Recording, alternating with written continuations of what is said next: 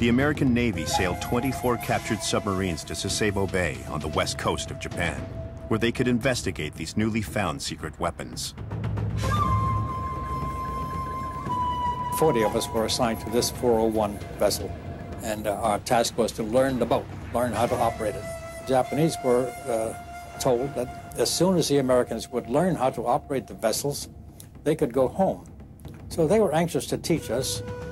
This was a foreign vessel, very strange, very different from anything we had seen before. All your valving, your systems were quite different and very unique. But as Paul Whitmer and his colleagues were studying Japanese technology, there came an unexpected order announcing Operation Road's End, the destruction of all the submarines.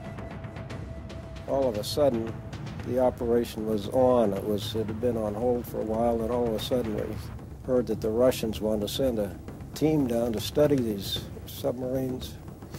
And so just like that, everything, bang, went into place, and the way we went. And obviously, Road's End was the end of the road for these submarines. Thousands of pounds of C-2 explosive were brought to Sasebo Bay. The charges were laid in the engine and torpedo rooms of all the Japanese subs.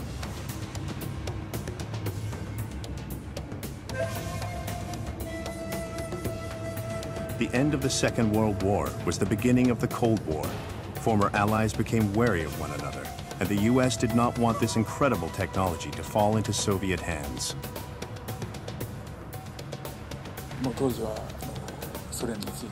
At that time, America was concerned about Russia coming in and taking the submarines. So they studied the Japanese subs very quickly.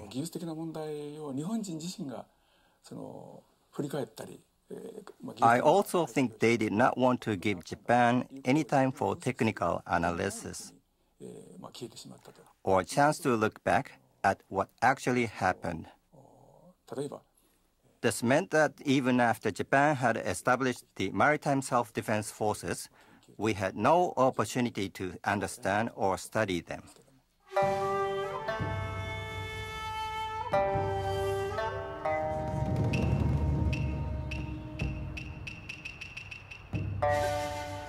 Obviously, it was heart-wrenching for Japanese.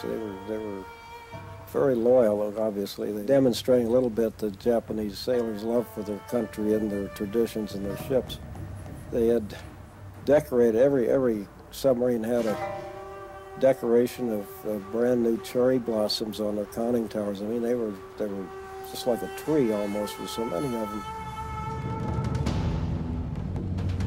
On the morning of April 1st, 1946, the Japanese submarine fleet was sailed to its final resting place, an area designated as Point Deep 6.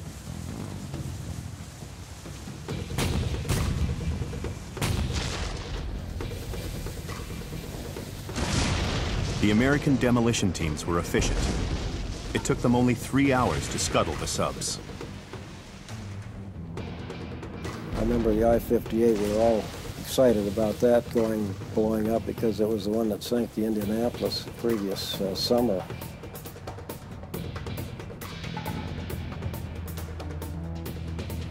Everyone watched as the I-58 met the same fate as the USS Indianapolis.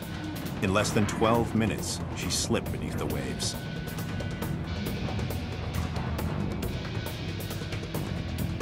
Tethered to a smaller sub, the massive aircraft-carrying Sen Toku I-402 was left for last.